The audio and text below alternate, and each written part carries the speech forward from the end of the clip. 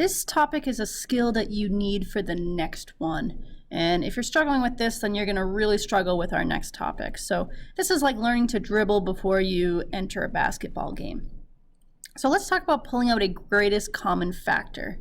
So for example, let's talk about 4x plus 2. What are the factors of 4? Well, that would be 4, 2, and 1. Those are all the numbers that when we divide 4 by them, you don't get a decimal. What are the factors of 2?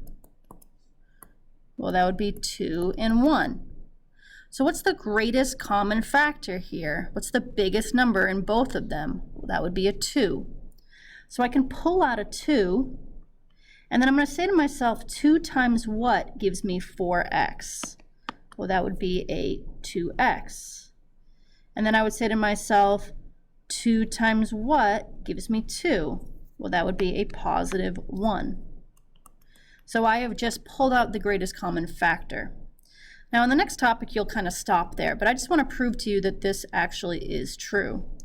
What is a 2 times 2x? Well, that's a 4x. And what's a 2 times 1? That's a 2. So you can see that these two things match. In other words, these two expressions, this one and this one, are exactly the same thing. It's just that you've pulled out a greatest common factor on this one. Let's try another problem. So let's try factors of, let's go brand new problem. Let's go with a 6x plus 24.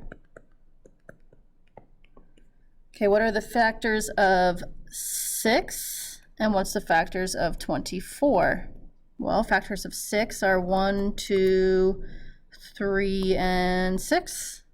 Factors of 24, 1 times 24, 2 times 12, let's see, 6 times 4,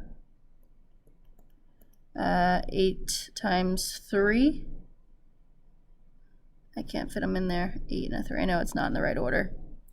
All right, what's the biggest number here that they have in common? Well, biggest number here is 6. Biggest number here is 6. So I can pull out a 6, and that's going to give me an x plus 4. 6 times x is 6x. 6 times 4 is 24. So I hope you're getting the hang of this. Let's try something a little bit different. Let's actually try 4x plus 7x to the 4th. Well, if you actually wrote out the factors of 4 and 7, you'll see that they don't really have a common factor besides just 1. So here we've got 1, 2, and 4. Here we've got 1 and 7. So we can't really pull out a number. But there is actually a common variable. We could actually pull out an x. So in this case, we would have a 4 plus 7x cubed. Because x times 4 gives me 4x, and then x times 7x cubed gives me 7x to the 4th. If you don't believe me, x cubed is x times x times x, and then multiplying it by another x, I get that x to the 4th. All right, let's put all this together because sometimes you can pull out an x and a number. So let's find one just like that. All right, so let's do an 18v squared minus 6v. And although this is really helpful on the side, I think you're going to get to the point where you don't even need to write out the factors. You can just think about what the largest factor would be. Well, first of all, we've got an 18 and a 6, and both of these numbers are divisible by 6, so we can pull out a 6.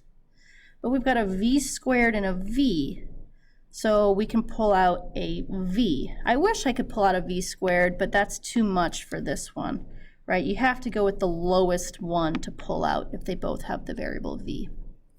So this is going to be 6 times what gives me 18? Well, that's 3.